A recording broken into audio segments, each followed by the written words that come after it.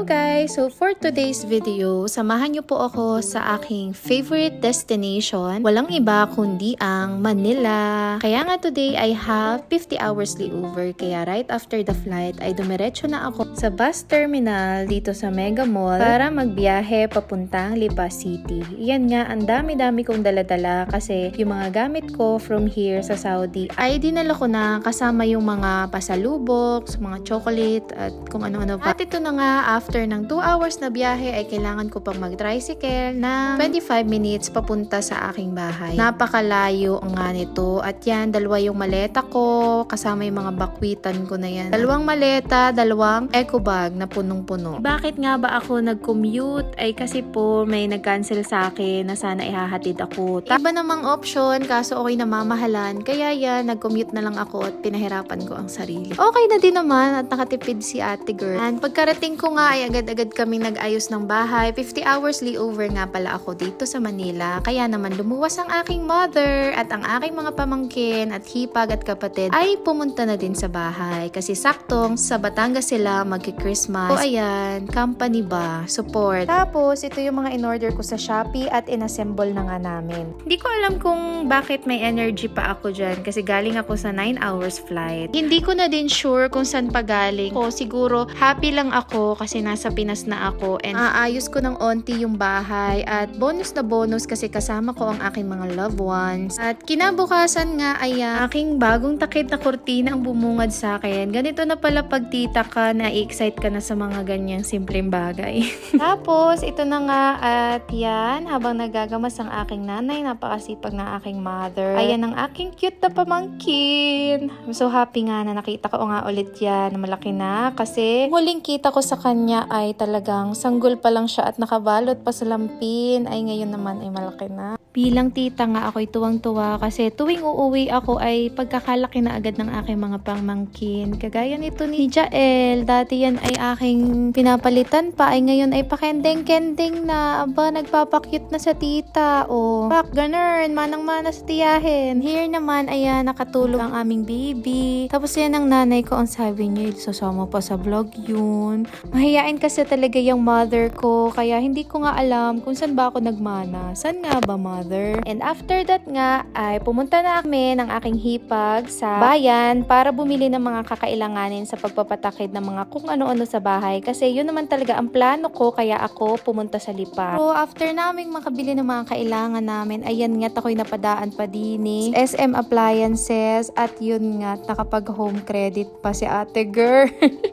Kasi kailangan talaga ng TV dun sa bahay. Kasi tuwing pumupunta dun ang aking board na board sila kasi nga walang magawa at walang TV. Kaya yan, naisipan ko mag home credit. First time ko garing mangutang sa home credit. At yan nga, hindi na kami nakaintay ng trolley at binitbit na namin ang TV nang makauwi na at sobrang tagal na namin nag-intay. Yan nga pala, Skyward lamang. Hindi ganyan nga ang aming itsura. Tapos yan, after namin mag-intay, may nalimutan pa si Hipa. Kailangan niyang bilhan ng tsinelas at nalaglag ang tsinelas nitong batang ito. Kahapon, nang sila'y nakamotor. Iyak sa ninang, ay di sabi ko, siya, yun ang iyong papasko, ang tsinelas mo. Ayan, sobrang saya naman niya sa Barbie niyang tsinelas. Tapos yan ang aming baby boy. Ay bay, gusto na sumupsup ng yogurt, milkshake. Taong-tao na talaga ari si Tutoy. At yan, pinahawa ko muna sa aking pamangkin ang cellphone. Kay kamoy videohan. Ay naman, nagkanda baliktad na video. Ay tapos yan, pagkabalik na, nasalubungan namin sila ng pizza. Galing sa Pizza Hut. Buy one, take one. Ay aring ang Tutoy namin ay nakain na taba at anong burok. Ay gustong-gusto na talaga niyang ang kumain ng mga solid food. Ay akala ko'y gatas lang ay sa pagka-cute naman. Ayun lang, nanay ay parang walang short. Ay ba't naman ganun?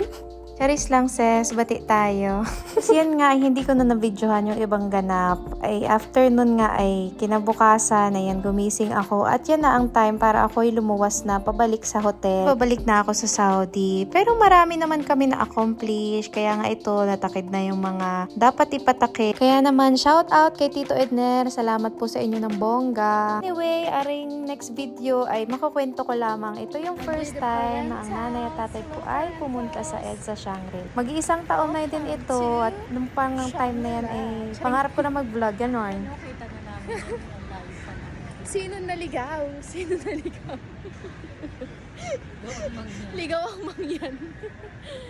Oh my gosh. Oh my gosh. Charing arte. Okay, makukwento ko lang sa inyo. Ito yung time na sabi ko sa nanay ko, magdala kayo ng saging, pero alagay nyo sa maleta para di ka mo halata. Kasi nga medyo social itong hotel na to. Ay, di sinundo ko sila at nagkandaligaw-ligaw pa nga at hinanap pa nga ako doon sa House of Wagyu. Ay, sabi ko doon sa EDSA Hotel, hindi sa Shangri-La Plaza. Kasi nga yung House of Wagyu ay nandun sa Shangri-La Plaza. Ay, hindi ko din alam ba't doon ako hinanap. Tapos, ayun nga, ay pagkakita ko, ay may dalangang maleta, pero may nakatali naman sa maleta na ano gayon, sako ng kalamansi o sako ng sibuyas. Ay, di parang hindi din medyo social.